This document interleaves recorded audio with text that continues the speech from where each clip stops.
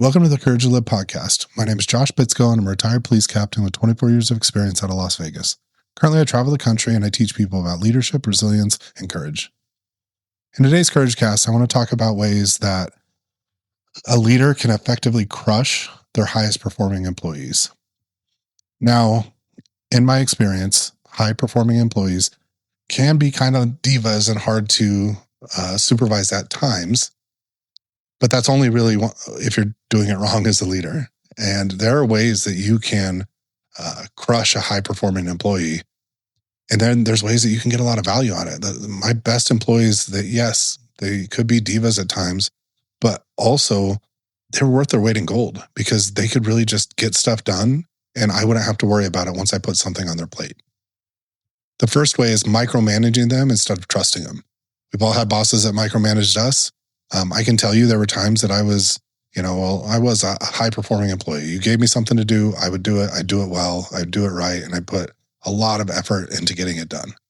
But when I had a boss that was micromanaging me, it would shut me down because eventually I was like, okay, why don't you just do it? If you're going to tell me every way that I need to do it, then just you do it. When I was a lieutenant or a captain and I was leading other leaders, I had to remind them that just because somebody's doing something differently than the way you would do it doesn't mean that it's the wrong way. So constantly like micromanaging and looking over somebody's shoulder, it can really shut down those high performers.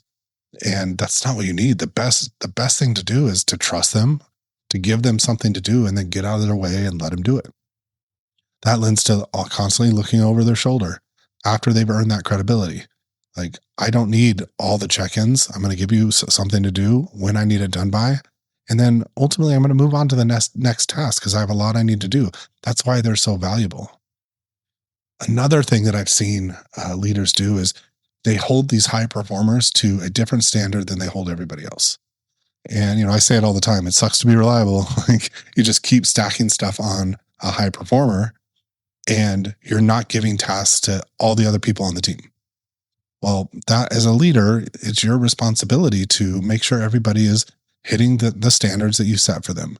So if I'm a high performer and I look at the 3 other people on my team and they have to do half as much because I'm constantly getting burdened with all the work because that, yep, I can handle it and I'm going to get it done. It lends to me being overwhelmed and honestly not as effective. Is you're not using them to the full amount of their capabilities because you're piling everything on them because you know that they're going to get it done.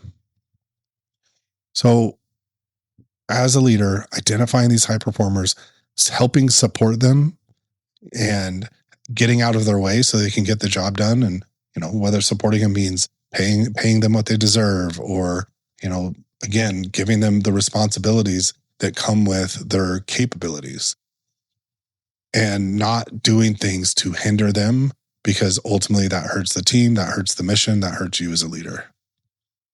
Appreciate you listening to me today.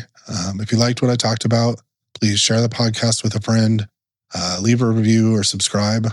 And also you can get my book on Amazon, The Courage to Live. Talk about some of the same things there, some of the leadership principles. And I appreciate you spending time with me today.